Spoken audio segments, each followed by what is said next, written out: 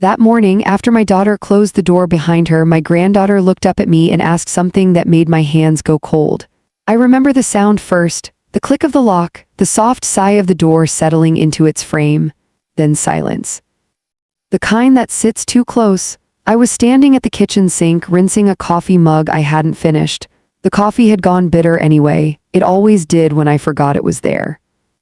The sun was coming in through the thin curtains, hitting the dust in the air like it had something to prove. Ordinary, calm, the kind of morning that promises nothing and delivers exactly that. Behind me, a chair scraped softly against the floor. "Grandma," her voice was careful. Too careful for a child who was supposed to be thinking about cereal or cartoons or which socks didn't itch. I turned. She was sitting straight at the table, hands folded, back not touching the chair, the way adults sit when they're about to say something important. "Yes, sweetheart." She swallowed. I saw her throat move. She was 9 years old and already learning how to carry weight that wasn't meant for her. "Can I ask you something but you can't tell Mom?" The mug slipped in my hand and clinked against the sink. Not loud, just enough. I dried my hands slowly on the dish towel. I didn't answer right away. You learn at my age that the first answer isn't always the safest one. "I can listen," I said, "but I can't promise secrets that hurt people." She nodded like she had expected that answer. Like she had practiced for it, then she said it. "Can I stay with you if Mom doesn't come back?" The room shifted. Not physically, emotionally, like the floor moved a half-inch to the left and never quite settled again.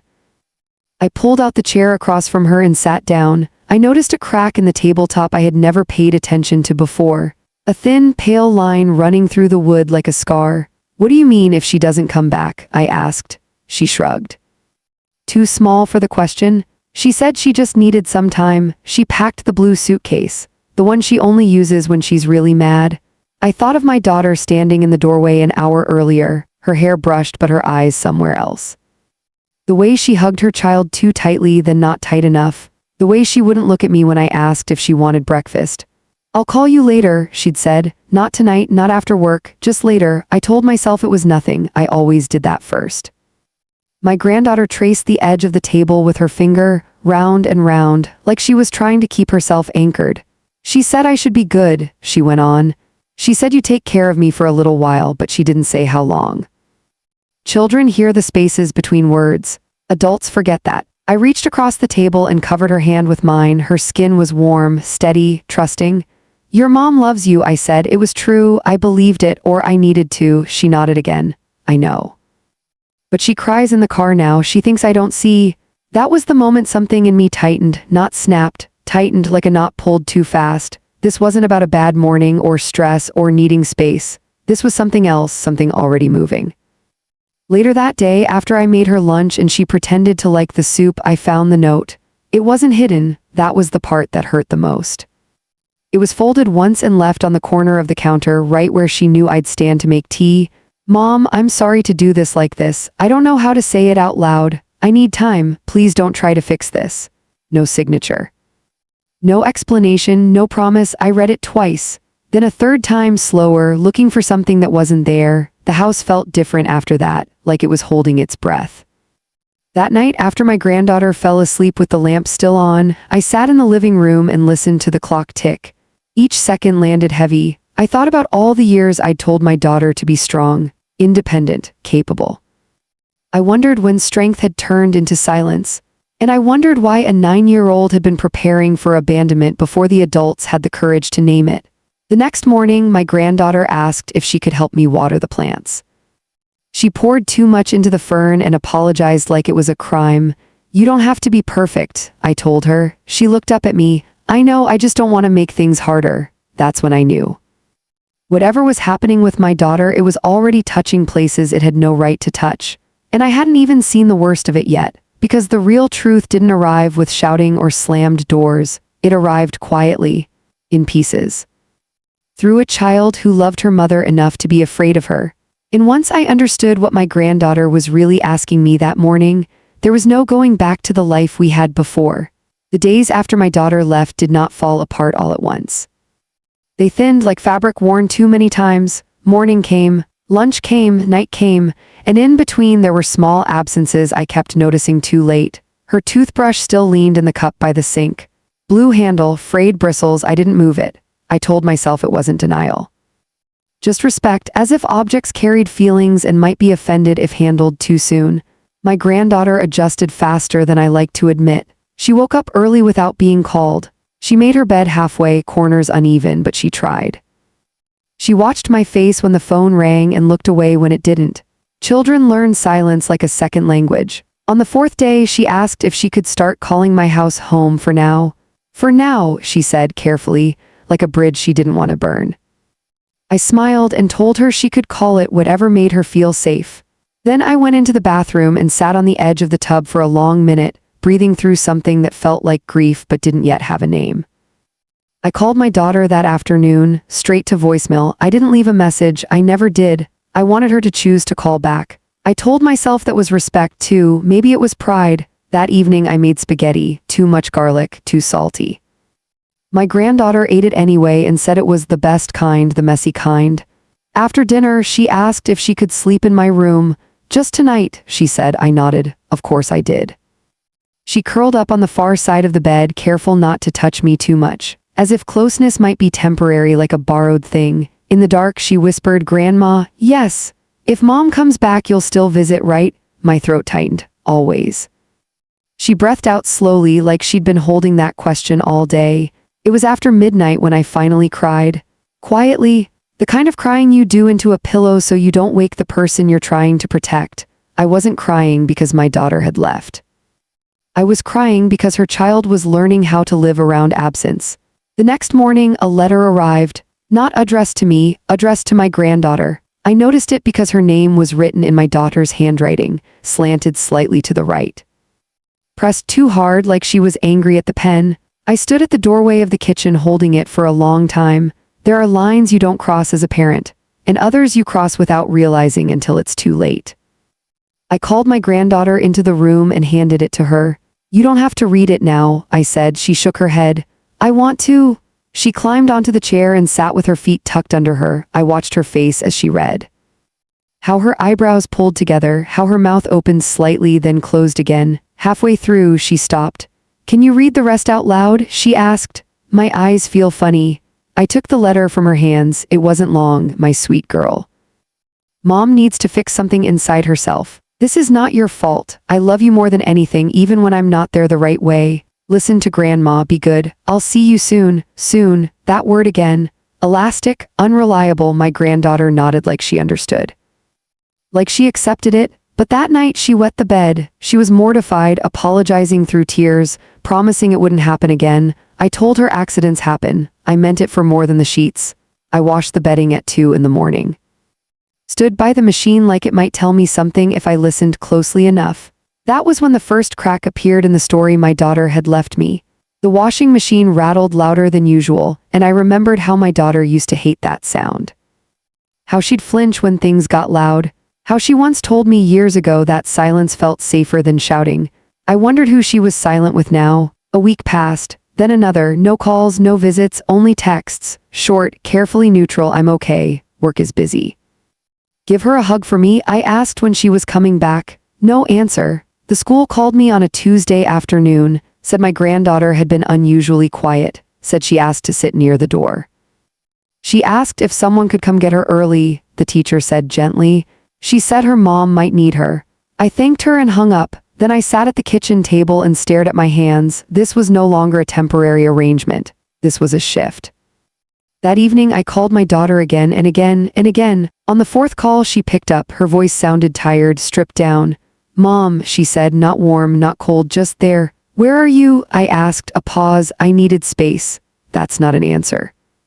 Another pause, longer. "I'm staying with someone." The word landed heavy. "Who?" I asked. Silence. "I didn't want her to see this," my daughter said. "I didn't want you to see it." "See what?" I asked. Her breath caught just once. "That I don't know who I am anymore." I closed my eyes. "What about your child?" I asked. "She's better with you," my daughter said quickly, too quickly. "You're stable, you're calm, you don't break." I almost laughed, almost. "You don't get to outsource motherhood because you're confused," I said quietly. "I'm not abandoning her," she snapped. The first real emotion I'd heard. "I'm figuring things out." "Children don't live in theory," I said. "They live in days." She didn't answer. When the call ended, nothing felt resolved, only exposed. That night my granddaughter asked if her mom was mad at her. No, I said, she's just lost. She considered that. Can you be lost and still be a mom? She asked. I didn't know how to answer without lying, so I said, some people try, some people forget how. She nodded slowly, then she asked the question again, the one that had started all of this. Grandma, if mom doesn't come back, can I stay with you for real? This time there was no "for now" in her voice, and that's when I realized this wasn't just a season, it was a choice being made without words, and soon I would have to make one too. After she asked me that question the second time, I didn't answer right away, not because I didn't care, because I cared too much. I tucked her into bed that night and sat beside her until her breathing evened out. Her face softened in sleep the way children's faces do, as if the world loosens its grip on them for a few hours. I watched her eyelashes flutter and thought about how many decisions adults make that children end up carrying. When I turned off the lamp, the room felt too quiet, not peaceful, expectant. I lay awake long after she slept, staring at the faint crack in the ceiling that ran like a thin river above my bed. I'd lived in this house for 27 years, raised my daughter here. Buried my husband from here. I knew every sound it made, the groan of the floorboard by the hallway, the whistle of wind through the loose window frame in winter. But that night, the house felt like it was waiting for instructions. The next morning, I called a lawyer. Not because I wanted a fight, because I wanted clarity. His office smelled like old books and lemon cleaner. He listened quietly as I explained the situation, nodding, hands folded, eyes kind but professional. Has your daughter formally relinquished custody? He asked. No, I said. She hasn't formally done anything. He sighed softly. Then legally this is temporary no matter how long it lasts. Temporary, that word again. What about school medical decisions? I asked. What if something happens? You can file for temporary guardianship, he said.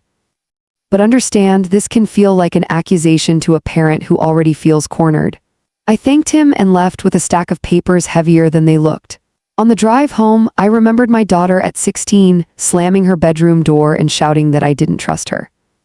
I remembered how small she looked even when she was angry, how much she hated feeling judged.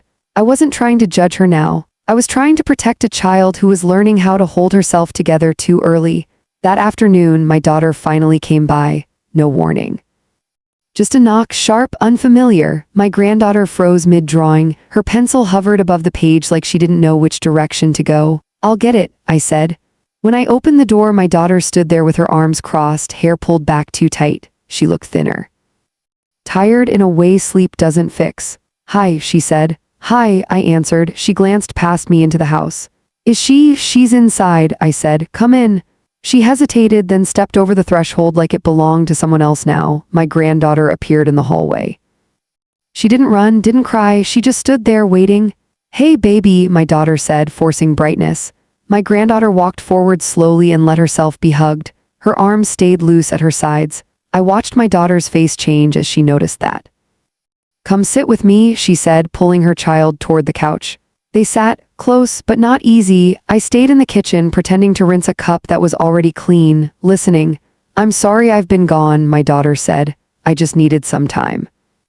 Are you coming back? My granddaughter asked, a pause too long. I'm figuring things out, my daughter said. My granddaughter nodded. Again, that adult nod, the one that says I hear what you're not saying. I stepped into the living room then. We need to talk, I said, calm. Controlled, my daughter stiffened. About what?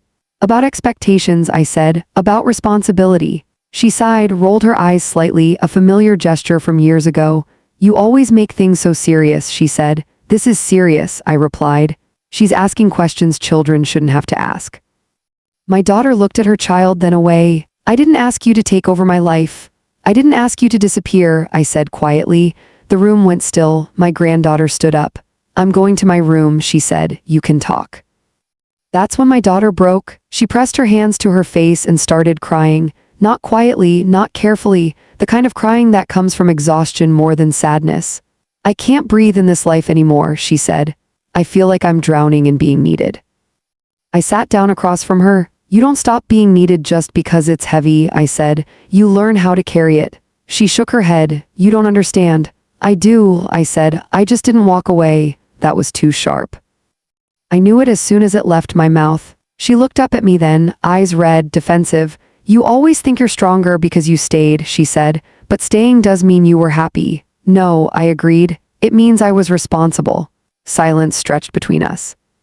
Finally, she spoke again, lower. I met someone, she said. There it was, not dramatic, not shocking, just placed on the table between us. Who? I asked. Someone who sees me, she said, who doesn't expect me to be everything all the time. And your child. I asked, who sees her? She flinched. She's safe, my daughter said. With you? That doesn't make it okay, I said. That makes it convenient. She stood up abruptly. You're turning her against me. No, I said, your absence is. She grabbed her bag. I didn't come here to be judged. I'm not judging, I said. I'm drawing a line. She stopped at the door, turned back. What line? She asked. That if you're going to be gone, I said, we do this properly. Stability, routine, no more maybes. Her jaw tightened. You take her from me? I'd protect her, I said. She left without saying goodbye to her child. That night my granddaughter didn't ask questions. She just climbed into my bed and whispered. I heard some of it. I wrapped my arms around her. Am I the reason she's tired? She asked. No, I said immediately. You are the reason she matters. She was quiet for a long time, then she said very softly, if you need to choose, can you choose me? My heart cracked open in a way that didn't bleed, but changed shape forever. Yes, I said, I choose you. I didn't know yet what that choice would cost, but I knew it was already made. Choosing her didn't feel heroic. It felt heavy, quiet. Like setting something fragile down in the middle of a room and realizing you now had to build the house around it. The next morning, I made pancakes, not because it was special, because routine is how you tell a child the world hasn't ended. My granddaughter ate slowly, tearing off small pieces, dipping them in syrup like she had all the time in the world. She didn't talk much. Neither did I. We had both learned that some decisions echo louder when you don't rush to explain them. After breakfast, I called the school. I told them I would be the primary contact from now on. I heard myself say it clearly without apology. The woman on the phone didn't ask questions. She just said, of course, like this kind of rearranging happened every day. Maybe it did. That afternoon, I filled out the paperwork for temporary guardianship. The forms asked questions that felt colder than they needed to be. Reason for request, duration of absence, likelihood of reunification. I paused at that last one, likelihood, as if love could be calculated. I wrote, unknown. That night my daughter texted, you're moving too fast, you're making this permanent. I stared at the message until the screen dimmed, then I typed back, children need stability, not suspense. She didn't reply. The days that followed settled into a new shape, morning drop-offs, afternoon snacks. Homework at the kitchen table. My granddaughter started leaving her shoes by the door without being asked. She began calling out, I'm home, even though she had been there all along. Small signs, quiet roots. But at night the questions came. Do you think mom misses me right now? Do you think she tells people about me? Do you think she'll forget how tall I am? I answered carefully, truthfully, without filling in blanks I didn't own. She loves you, I said, but love doesn't always show up the way it should. One evening, while she was brushing her teeth, I overheard her practicing something in the mirror. It's okay, she whispered to herself. Grandma's got me. I leaned against the hallway wall and closed my eyes. A week later, my daughter showed up again. This time she looked composed. Lipstick. Clean jacket, the kind of armor people wear when they want to look unbreakable. She smiled too brightly when she saw her child. I'm taking her for the weekend, she said, not a question. My granddaughter's shoulders tensed immediately. She looked at me just once. I didn't answer right away. We need to talk first, I said. My daughter's smile faltered. About what? About consistency, I said. About not coming in and out like a storm. She scoffed. She's my daughter, and she's a child, I said, not a schedule you can rearrange when it suits you. My daughter crossed her arms. You're enjoying this too much. That hurt more than I expected. This isn't about enjoyment, I said. It's about damage control. She lowered her voice. You're poisoning her against me. I shook my head. Children don't need help noticing who stays. My granddaughter stood up then, slowly, carefully. I don't want to go, she said. The words were soft, but they landed hard. My daughter's face changed, not anger, something closer to panic. Baby, it's just the weekend, she said. We'll get ice cream, remember how we used to. My granddaughter shook her head. You might not bring me back. Silence. I watched my daughter absorb that sentence. She knelt in front of her child, took her hands. I would never do that, she said. But you already did, my granddaughter whispered.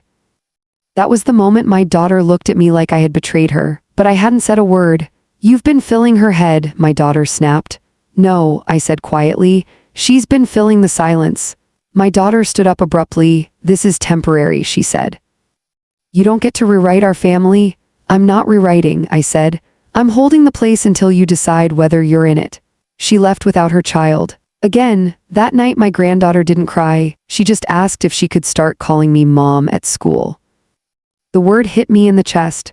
You don't have to, I said gently. I know, she said. I just don't want to explain anymore. I nodded. Call me whatever makes you feel safe, I said. She smiled then, small, relieved.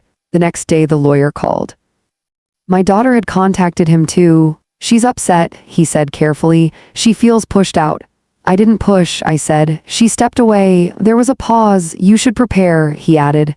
This may turn into a custody dispute. That word, dispute. As if this were a disagreement between equals, not a child caught between instability and ground.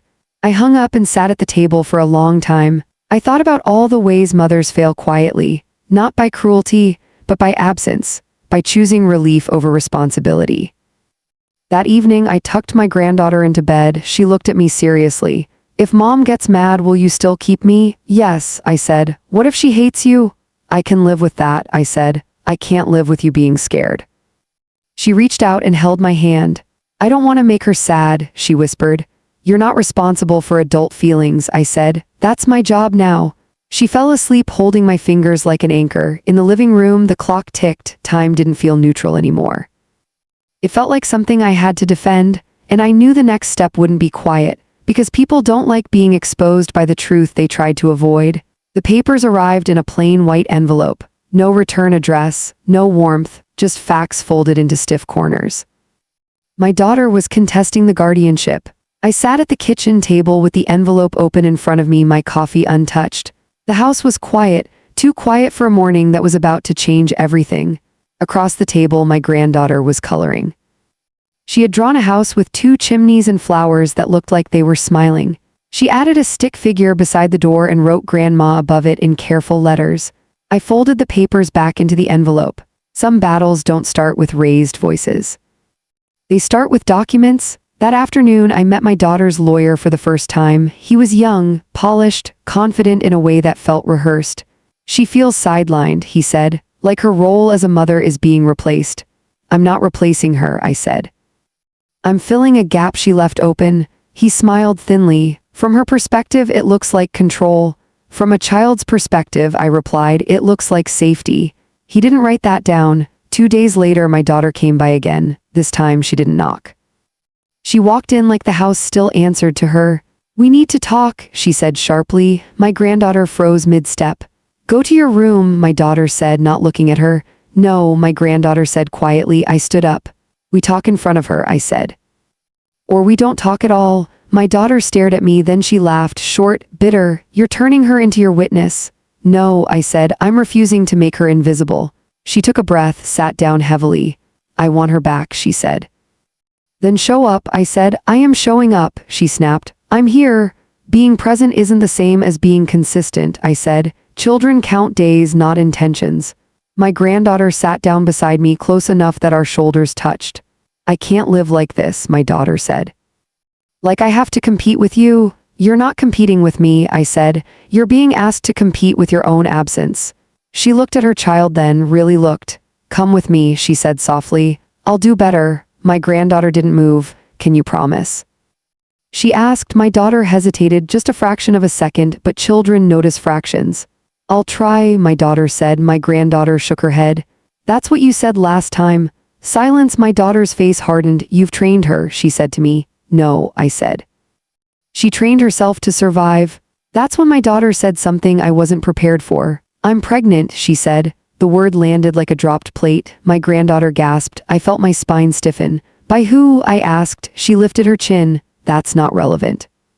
It is when you're asking to uproot a child, I said. I'm starting over, my daughter said. A fresh start. My granddaughter's voice trembled. Do you want me? The room held its breath. Of course I do, my daughter said, too fast, too loud. But you're making a new family, my granddaughter said. What happens to me? My daughter looked at me like this was my fault. I knelt in front of my granddaughter. Hey, I said gently, none of this is your responsibility. My daughter stood up abruptly. You've crossed a line, she said. This ends now. A week later, the court date was set, temporary custody hearing, words that sounded clean and legal and nothing like the reality they described. I spent nights preparing, not for revenge, for truth. I gathered school reports, doctor's notes. Text messages, dates, gaps. I didn't exaggerate, I didn't embellish. I let the silence speak for itself. The night before the hearing, my granddaughter climbed into my bed. Will they take me away? She asked. No, I said, they'll listen. What if they listen to her more? Then I'll keep listening to you, I said, no matter what. She nodded. I don't hate her, she whispered. I just don't trust her. That sentence followed me into the courtroom. The judge was older, tired eyes, patient voice. He listened to my daughter, to me. To the timeline, when my granddaughter was asked where she felt safest, her voice shook, but she answered. Here, she said, pointing to me, because I know who will be there in the morning. The judge closed his file slowly. Temporary guardianship granted, 6 months, my daughter cried quietly. For once, outside the courtroom, she confronted me. You've humiliated me, she said. No, I said, I've exposed a pattern. She turned away. That evening, my granddaughter and I ate dinner in silence, not heavy, just tired. Afterward, she looked up at me and smiled. I knew you'd choose me, she said. I reached across the table and held her hand. I still am, I said, but I knew the story wasn't over, because humiliation doesn't teach people, it hardens them, and my daughter wasn't done fighting. The first few weeks after the hearing were strangely calm, not peaceful, just still, like the air after a storm when nothing moves but you know the ground is soaked. My daughter stopped calling, stopped texting. The silence felt intentional this time, a boundary drawn in anger, not confusion. I didn't chase her, I focused on the days in front of me. School mornings became smoother. My granddaughter started humming while she packed her bag. She joined the after-school art club and came home with paint on her sleeves and stories about a girl named Leela who shared her markers without being asked. She slept through the night again. Small victories, real ones, but stability has a way of making cracks elsewhere more visible. One afternoon, my granddaughter came home quieter than usual. She sat at the kitchen table staring at her homework without opening her book. Something happened? I asked. She nodded. Mom came to school, she said. My hand froze mid-motion. She talked to the office, my granddaughter continued. They called me out of class. Did they let her see you? I asked. She shook her head. But she watched me from the hallway. The image made my stomach twist. What did that feel like? I asked. Like being followed by someone who knows your name, she said. That night I called the school. They apologized. Said my daughter hadn't broken any rules, said emotions run high in family matters. I hung up and sat in the dark for a long time. This wasn't about rules. It was about pressure. 2 days later, the calls started from relatives, from people I hadn't spoken to in years. She's your daughter, one said. You're being too harsh, said another. She's pregnant, you know, someone whispered, like it was a spell that should erase everything else.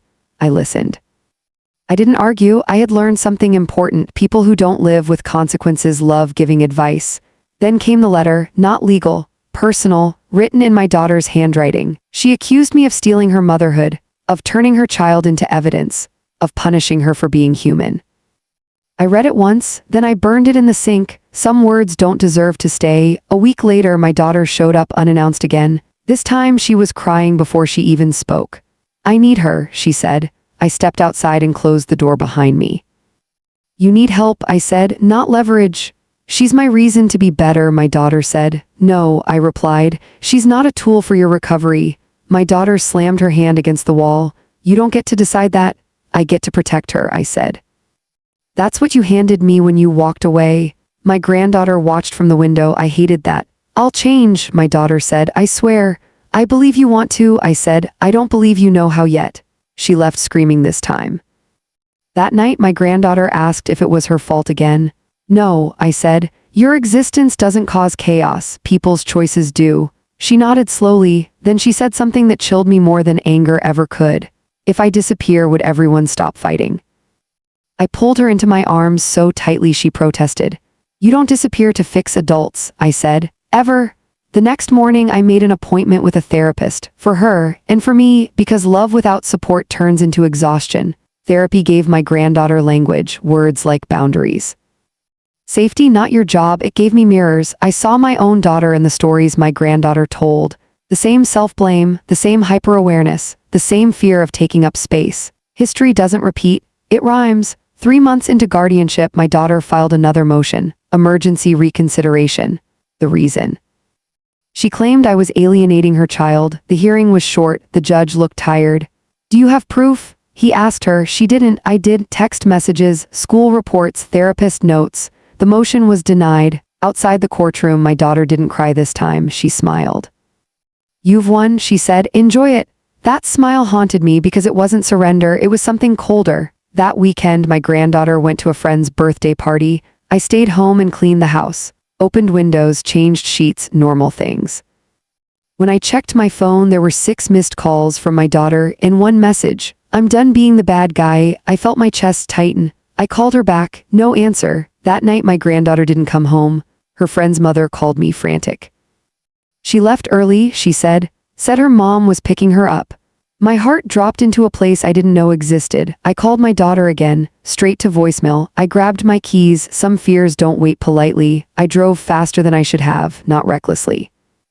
Just urgently, the kind of driving where you don't notice the speedometer, only the space between breaths. I called my daughter again while stopped at a red light, straight to voicemail. I didn't leave a message. I didn't trust my voice not to break. The friend's house was only 10 minutes away, but it felt like a long corridor with no doors. When I pulled up, the porch light was still on. The balloons from the party drooped against the railing, half deflated. A paper plate rolled across the driveway when the wind caught it. The mother met me at the door, pale and shaking. I'm so sorry, she kept saying. She said her mom texted. I didn't think. It's not your fault, I said automatically, because that's what people say when there's no one else to put the blame on. I sat in my car for a moment after I left, hands on the wheel, engine running. Then I did the thing I had been avoiding for months. I called the police. I told them my granddaughter was missing. I told them there was a custody order. I told them her mother might have taken her without permission. Saying the words out loud made them real in a way my mind had resisted. An officer met me at my house, calm, methodical, writing everything down. Has she done this before? He asked. No, I said. She's never been this deliberate. They tried my daughter's phone, no answer. They contacted hospitals, bus stations, the places where people disappear politely before they disappear completely. I sat on the couch with my granddaughter's jacket folded beside me. It still smelled like her shampoo, strawberry, too sweet. Hours passed. At midnight, my phone rang, unknown number. I answered without thinking. She's safe, my daughter said. I closed my eyes. Where is she? I asked. She's with me, my daughter said. We needed time together. You violated a court order, I said. My voice sounded distant even to me. You turned her into a case file, my daughter snapped. I turned her back into my daughter. You took her, I said, without telling anyone. She's mine, my daughter said. I don't need permission to love my child.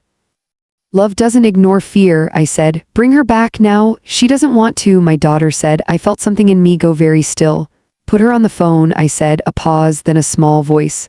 Grandma, I sat down hard. Are you okay? I asked. Yes, she said too quickly. Are you scared? Another pause. No, she said, but her voice wavered. Do you know where you are? I asked. Yes, she said. Mom's friend's house. My daughter took the phone back. She's fine, she said. You're overreacting. No, I said. You are. The police traced the call. By morning they found them. No drama, no handcuffs, just a knock on a door and a child who ran toward me like she hadn't breathed properly all night. She clung to me, hard. I didn't want to make her mad, she whispered. She said you were trying to take me away. My daughter stood behind her, arms crossed, defiant. The officer spoke to her quietly, firmly. Violation of custody, interference, emotional harm, words that don't sound like much until they pile up. That afternoon, an emergency hearing was scheduled. The judge did not look tired this time. He looked angry. My daughter tried to explain, tried to cry, tried to reframe it as love. The judge listened, then spoke. Love does not justify chaos, he said. And motherhood does not excuse disregard for a child's emotional safety. Full guardianship granted. My daughter's face went white. 6 months became indefinite. Outside the courtroom, my daughter looked at me like I had killed something sacred. You've ruined me, she said. No, I said. You did that when you made your child responsible for your feelings. She walked away without looking back. That night my granddaughter slept in my bed again, but this time she slept deeply, heavily, like someone who had finally stopped bracing. In the weeks that followed, things changed. The school increased security around pickup. Therapy sessions doubled. I stopped answering family calls. Peace is sometimes protected by silence. One evening, my granddaughter asked a question I hadn't expected. "Is Mom sick?" she asked. "Not in the way you're thinking," I said. "She says you stole me," my granddaughter said. "I didn't steal you," I said. "I stayed when things got unsafe." She nodded. "I don't hate her," she said. "I just don't want to live inside her storms." Neither did I. Months passed. The house felt like itself again. Not the old version, a newer one, softer, stronger in places I hadn't known were weak. One afternoon, my granddaughter brought home a drawing. It was of two people holding hands in front of a house, one tall, one small. Above them, she had written, "Chosen." I held that paper like it was something fragile and unbreakable at the same time. That night, after she fell asleep, I cried, not from fear, from relief, and from the quiet grief of loving someone you cannot save from themselves. Because that is a loss no court can rule on. After the ruling, people expected things to settle neatly, as if clarity erases damage, as if safety instantly teaches the body to relax. It doesn't. For a while, my granddaughter startled at sudden sounds, a door closing too hard, a phone vibrating on the counter. She checked the driveway more often than she needed to, not with hope, with vigilance. Trauma doesn't shout, it watches. Therapy helped, slowly, in the way rain helps dry ground, not by force but by patience. She learned how to name feelings instead of carrying them like loose glass. She learned that fear doesn't mean weakness. It means memory. I learned how much guilt a child can carry without anyone noticing. One afternoon, while we were baking cookies, she said very casually, "If I had answered Mom's calls sooner, maybe she wouldn't have taken me." I turned off the oven. I knelt in front of her, flour on my hands, heart in my throat. "Listen to me," I said. "Nothing you did caused that."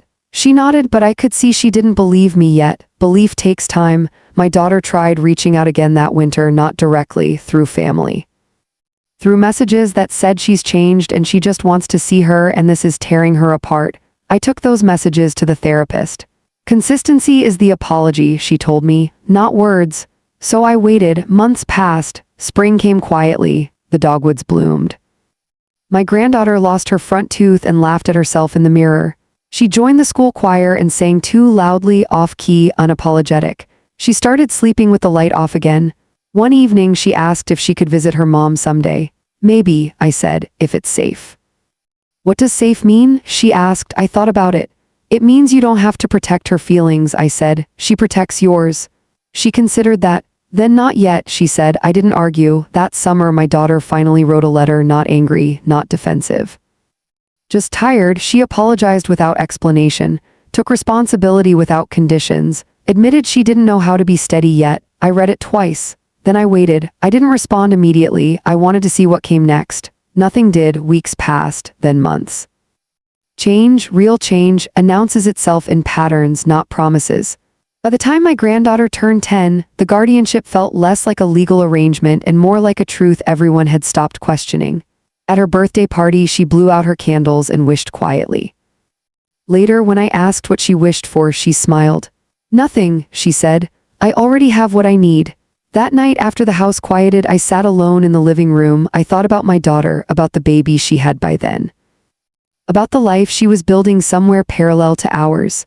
I wondered if she felt lighter without the weight she'd set down, or heavier without the child who had once anchored her.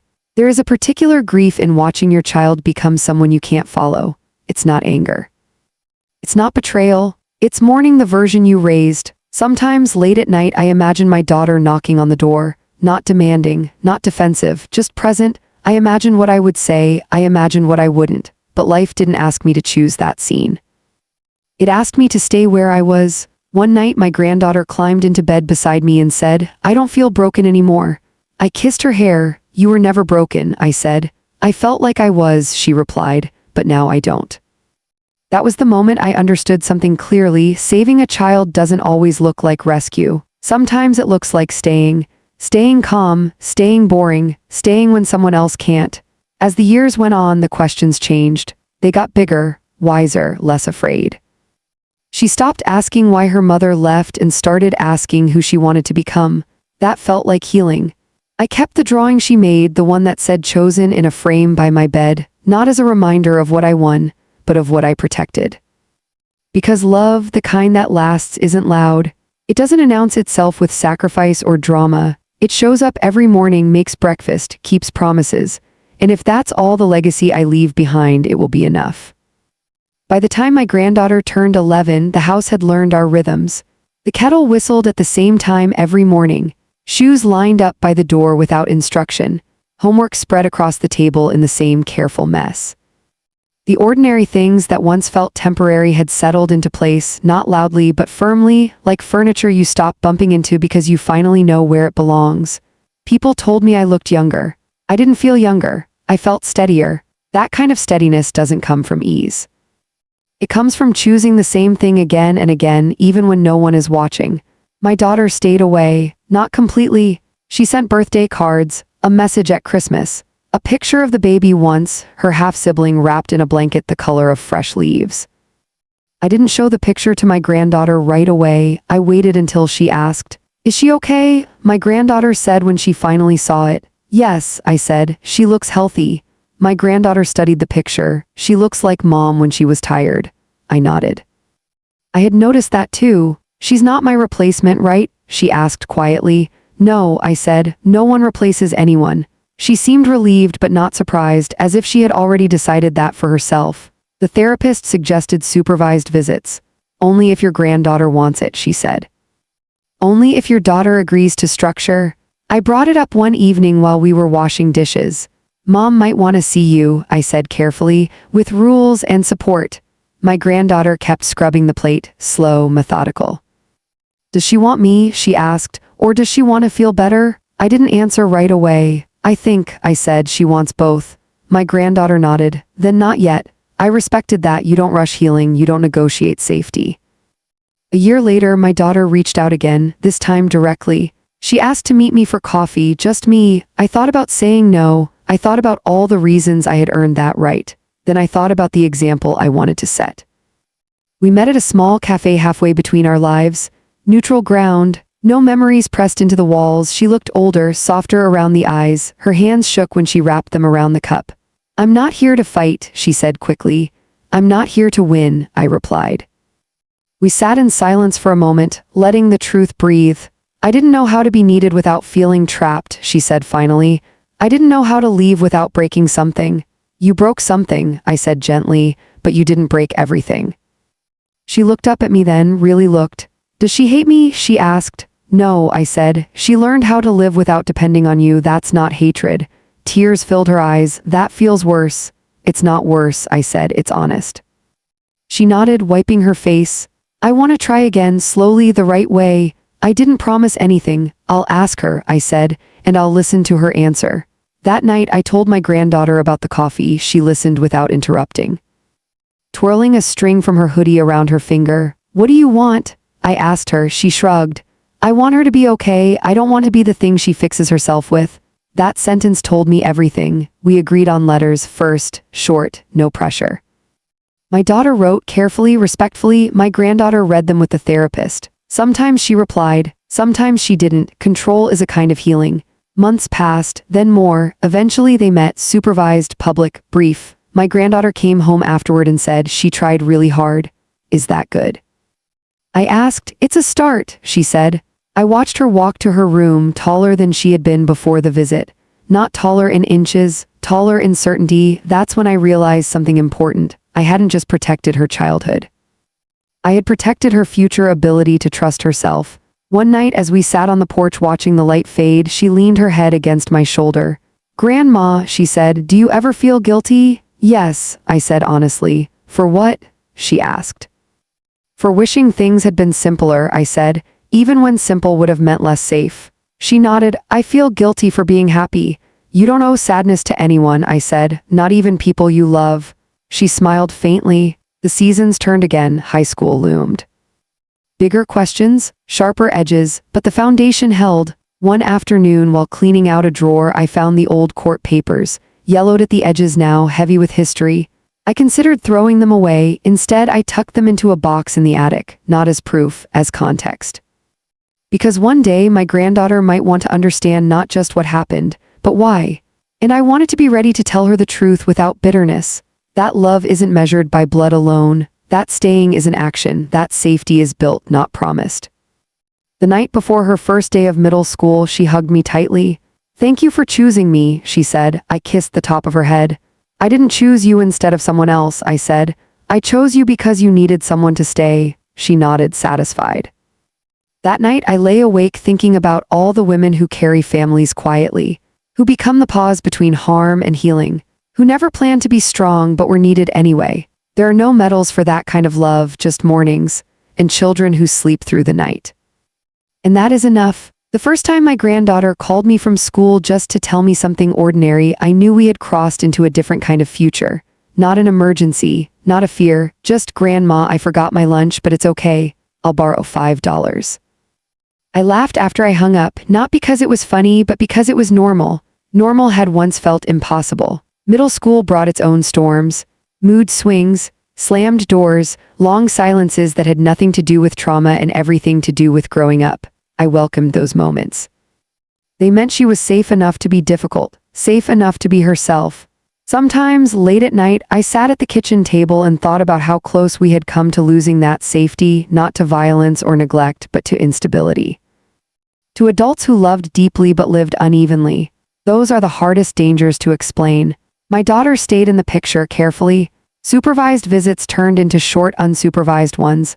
Public places, clear boundaries, no sudden changes. She learned slowly that trust is not rebuilt with intensity, it's rebuilt with predictability.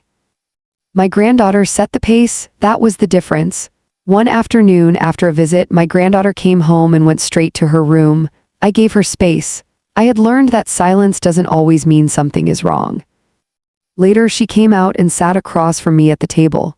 She asked me if I'd ever want to live with her again, she said. My chest tightened, but I kept my voice steady.